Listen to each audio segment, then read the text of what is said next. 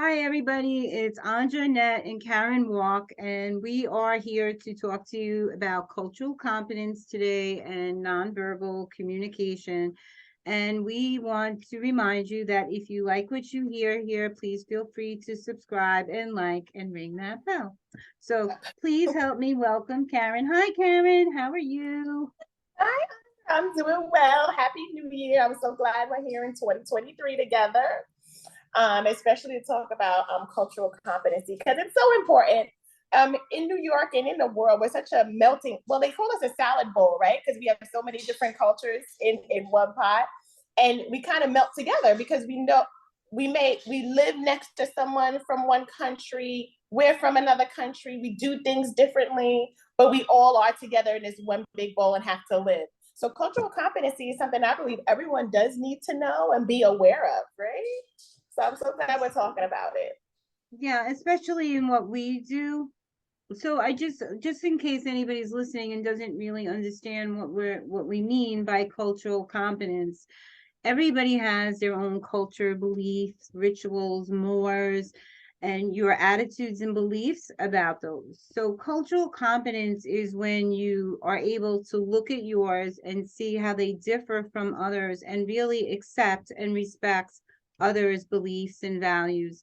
And if you're working with them or if you're treating them in a hospital, that you respect them and give them the dignity. And if you don't understand their culture, that you take the time to learn it so that you can give and provide the best optimal care for those patients that you serve and the people that you live with day by day. So you mentioned something really important. The world is a big melting pot, especially in New York now. We got everybody coming in from everywhere. The governor and the mayor are up in arms, like, where are we going to put them? But it's very important that we realize that everybody is different and that somebody should not be ostracized because they don't think like you do or they weren't raised like you do, because everybody has their own family norms and rituals, and just because I personally didn't grow up that way doesn't mean that they're less important to someone else and that I shouldn't take that into consideration. Correct? Absolutely, absolutely. I think about a lot when I first became a nurse and I was working in a hospital, and I walked into a patient's room, and the patient didn't necessarily say hi or greet me or anything like that. It was really early in the morning. You know, you work the night shift, so you give out your 6 o'clock meds. You can give it an hour early, so you're in here about 5 in the morning. So the patient was up, but they, you know, didn't greet me, kind of didn't look me straight in my face. But it was a culture, and I won't name the specific culture, but it was a culture that the men don't look in a woman's face. They don't, they don't give you that direct contact. And at first, I'm like, wait, something may be wrong with them health wise. And then I looked at their chart and saw the culture. I'm like, oh, okay, well, they don't necessarily look a woman directly in their face. So I said, wow, that was good for me to know and good for me to, kind of step back and understand and then, reapproach that patient and realize it was okay that they didn't look me directly in my face. I gave them the education they need for their medication and they accepted it and took it. Now, if I didn't step back and understand that culture, I could have took offense, or maybe I would have, thought that something was wrong more medically, when it was really just a cultural thing. So understanding cultural competency in healthcare is a big deal. It's a big deal. Every culture doesn't accept every medication. Every culture doesn't accept blood if they do need blood. And it's okay because it is the patient's right to refuse, right? We all choose to live a certain way. We all grow up a certain way, and it's okay if we want to continue in that culture. Now, although we do need to educate the patient of the benefits of accepting a certain thing and the disadvantages of refusing it, it is not our job to force somebody to change their culture or practice. Or convince them that ours is better. So yes. Right. And I remember that, in nursing school, that cultural competence was very big. So we had to learn a different culture all the time. So we did that there was one teacher who spoke about it all the time. and wanted us to be the best nurses and educators we can. And she believed that us exploring that on a weekly basis would help us understand not just the people that we were working alongside, but the cultures that we would be seeing on a day-to-day basis. So Right. I remember there was one experience where we had a woman from a culture that where the women are circumcised. So all of us kind of stepped back and we were like, what? We like, because like at that time I was much younger. I had never heard of such a thing. So um it was interesting to hear her take on it. She didn't particularly like that about her culture, which it was interesting. But we got to see things through different eyes and what it's like for them to live, because that particular culture was very dominant, dominated by the male.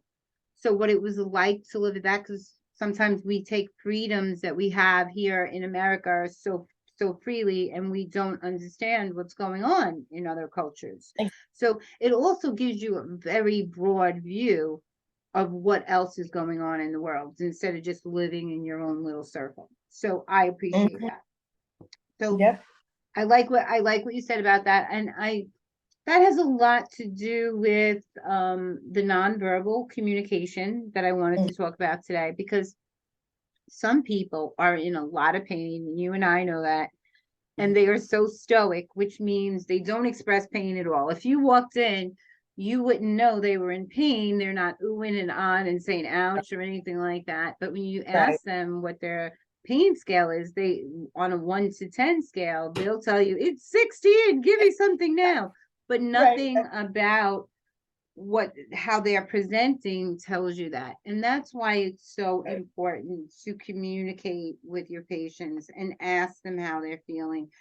Every time you go into the room, to really say, how are you today? What's your pain scale? What can I do for you? Because you're really there to serve in whatever way you can.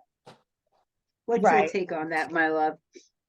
Right. So also, I don't know if everyone have seen the picture, but you have the pain scale 1 to 10. You also have those facial images that they put on the paper. And sometimes as as we're asking them a question, they may be saying no, but their face is saying something different. Especially, I want to say, male versus female. Sometimes the males don't want to, they don't want to say all the pain that they're in, but you can just tell. Like I have brothers and my father, one time he was having some severe abdominal pain. So I'm looking at him like, are you in pain? He's saying no, but he's clenching his stomach. He's hunched over. I'm like, are you in pain? No. Obviously you're in pain, Dad. Obviously, would you like something for the pain? So sometimes we do need to be cognizant and more aware of the nonverbal cues as healthcare workers, and be able to kind of probe and prompt them to, it's all right if you're in pain, I can help you. Sometimes some cultures, they accept pain as, it is what it is. But they do have to, people have to understand that if you're in pain, the body's not healing. If you're in pain, the body is in stress. In order for the body to heal, you do need to be in a kind of relaxed state, a resting state, for it to start to heal. So pain does need to be addressed. And as healthcare workers, we do need to, dig a little deeper if we see that their different facial expressions and their grimacing is different from what they're actually verbalizing. So yeah, definitely the pain is something that we do need to address, especially when it comes to cultures. Some cultures pain it is what it is. This is life, and we do need to dig a little deeper at times. Yes. And the body doesn't lie. Like you said, your dad was hunched over, people will tell you they don't have pain, but they're guarding that site. So there are lots of little different cues. I mean, as long as we've been nurses, I don't know about you, but I can look at someone, and if they're telling me I feel great, I can tell if they're telling the truth or not. Like their body, they're not upright, and the way they're holding themselves. So that what they're saying that needs probing. So I know, okay, we're going to be here a while, because this person's just not telling me what's going on. So, but you just get very in tune with what's going on in the body after working on, like, in it and around it for so long. So I think we're more attuned to that because that's what we get paid for every day, to Yeah. assess other people. So we would pick up on those little cues, I think, more than other people would, but those faces don't lie and those Right, pains don't lie. So how was right. your New Year? Oh, it's wonderful. I'm having a good new year. We're still in January. I do have some goals that I wanted to attain this month, socially, financially, physically. So going to the gym at least 4 times a week consistently has been a challenge. Um, I think it's more of a mental and emotional challenge than it is physical because I do wake up early and I have my most energy in the morning. Some people energy builds up throughout the day, but in the morning I'm at 100, and as the day progresses, my energy level does decrease. So it's more of waking up and telling myself I'm excited about going to the gym. I'm going to go to the gym, and as soon as I leave, I'm going to feel better. And once I do get to the gym, I feel better like almost automatically because I'm a social person. So when I see other people, it brightens me up. When I see other people working and attaining their goals and, um, they're looking good and they're striving, they're thriving. It helps me to do the same. So once I get there, I'm good. But it's the getting there part. It's that part of getting there. So this year, I'm working on just making sure that I am mentally alert and I'm going to say mentally alert and thriving. Like I don't wake up sluggish, and I'm waking up right and ready for the day. And the way that I'm attacking that is before I go to sleep, I'm planning my next day. I'm planning my next mood. So before I go to sleep, I'm looking forward to the next day. Although I may have some challenging things that I have to address, I'll find 1 or 2 things that I'm looking forward to, and I'll focus on that. So yeah, my year is going good. I'm glad it's still January, and then I'm moving closer to attaining my goals. I How's think you? everything what you're doing is wonderful. And especially pre-planning it, I do that at night too, and then I look at it in the morning, but that good night's sleep helps a long way for Oh, those energy levels. But true story, I gotta wrap myself out. I live right around the corner from a gym. I've joined it every year. I want to say for 25 years. I stopped joining a couple of years ago, but for 25, 30 years, we had 2 girls in the house that enjoyed going. We had nephews and nieces. So I joined every year. And if I walked around the block, I mean, literally around the block 3 times in that 25 years, it was a lot. I have a Bowflex.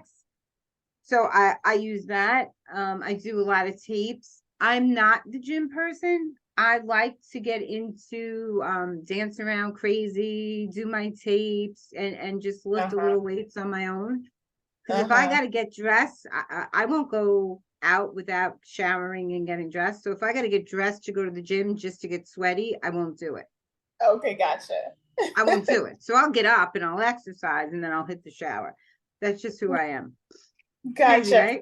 No, not crazy at all. It's you and you know yourself. So that's fine. I think a big thing about us as human beings is knowing ourselves and working from there. A lot of times we look at other people and we want to be that person or work on that person's level. And it's like, no, you are who you are. You are special. You learn who you are and you work from there. So I know myself that if I have my tights right by the bed and I'm waking up and I'm positive, I'm ready to go, I'm going to go to the gym. Now, and then when I go to the gym, like I said, I draw from others' energy. So usually people at the gym, they're high energy. And I'm like, oh, yes. And if I go to a class, like any instructor's high energy, oh my goodness, I'm good for the day, for the month. But if I'm around people who are kind of low energy, it does affect me. So Yeah. I do tend to draw towards people high energy. I mean, hence our relationship. You are high energy, you are high energy, and you are thriving. So that's why we're friends. And I believe that's why we're gonna do great with these Well, chats. you have really high energy too, and you're always busy. So the important thing is to like cut ourselves a break. And it's not about being perfect. It's always progress over perfection, and just be the best you can be. Just get a little Right, better every day. Like I right. slack off some days. I'm not 100%, all the time. And That's Right. because life is short. So there are a lot of things I want to get in. So, I prioritize, so I do a little exercise every day, which probably equals 3 or 4 times a week. But I Mm-hmm. do something every day because if I don't, I won't stick with it. I have to do something every day. Otherwise, I will get off of my schedule. That's who I am. I won't, if Right. I exercise day 1 to 3 and don't get up on day 4, it's really hard for me to get back into. Oh, absolutely, absolutely. So, and that is attributed to know yourself, and work from there. And I believe most people will thrive and be just fine. I also like to celebrate. I like celebration. So New Year's, I like to celebrate any holiday. Like we just had Martin Luther King Day, and I like to go do volunteer work and celebrate. I'm just like, we're going to celebrate the life of Martin Luther King. We're going to make sure we give to people and we have service projects. And so whatever you need to encourage yourself. Sometimes we have to encourage ourselves. Or I know there's a quote by Martin Luther King, and he says, "If you can't fly, then run. If you can't run, then walk. If you can't walk, then you better crawl." And I believe that's the I same thing love in that. every area of life. You got to keep moving forward. You got to keep moving. My nurses that I manage, and my children, and even my husband, I'm like, listen, we got to keep going. It doesn't make any sense to stop. Once you know what? I never liked physics and I didn't do well in it. But one thing I understood about physics is that nothing is standing still. If you're not moving forward, you're regressing. You're regressing. Yeah. If you, like you said, if you're not going to the gym at 1 or 2 days, then it's hard to go back. Period. It is what it is. So we work from there. You can't go for 30 minutes, you go for 10, you go for 15. You walk around the block, like you said, you do your exercises, you do something in your house. Like Martin Luther King said, if you can't fly, you're gonna run. If you can't run, you walk. If you can't walk, go ahead and crawl, honey. And all of it is fine as long as you keep moving. Yeah. Yeah. Baby steps will take you anywhere you want to get. So I just want Honey. to let people know where we're going with this channel. I want people to know that we're going to be a resource for them and they could reach out to us about everything. There will be days where we just come on and we just shoot the stuff, because we love being together. But I do want you to feel like you have a resource in us that you could really reach out to us and say, hey, I'm struggling. I got a new diagnosis of PCOS, or I've just been diagnosed with hypertension and I really don't know my next steps. We've been doing this a really long time and we want to be able to give you those answers. We understand that doctors' offices are overcrowded and sometimes you might not know the next step, or you might not be getting the best advice for your culture and your values, and you just want another opinion. Please feel free to reach out to us because we are here for that. And we will be talking about heart disease, diabetes, and PCOS, and thyroid diseases, and all that stuff here, because we just want to bring you the most up-to-date advice all the time.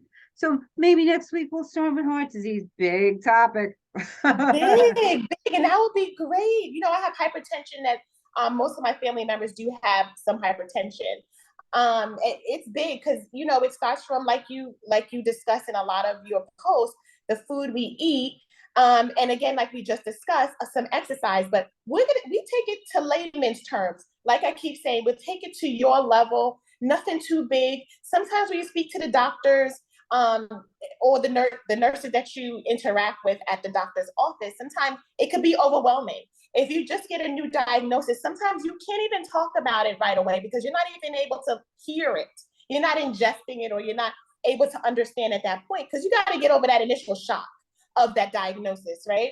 So I remember going to the doctor, do my physical last year, and she said, "You're fine, you're doing great, but they have lab levels." So my cholesterol, I think, was like maybe 2 points over what the lab level was supposed to be, which is not the biggest deal because sometimes these lab levels differentiate between labs. Absolutely. So it was like totally, this, I'm sure this is fine. But when she initially said that I was anywhere over the mark, it was a shock to my system. It was a shock to me, So I had to step back and regroup. So all that to say is if you get a new diagnosis, if you're feeling some type of way, we are here for you. We will bring it to your level. We will help you understand it.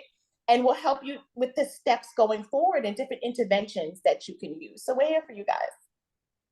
I like that you said on their level, because sometimes doctors do use a lot of medical jargon. They're trained to know what those medical definitions and everything mean. So sometimes they're not the best at breaking it down into day-to-day words, and they really, I find that, like, if I wasn't a nurse, I think that I would have trouble going to the doctor and hearing some of the things they say.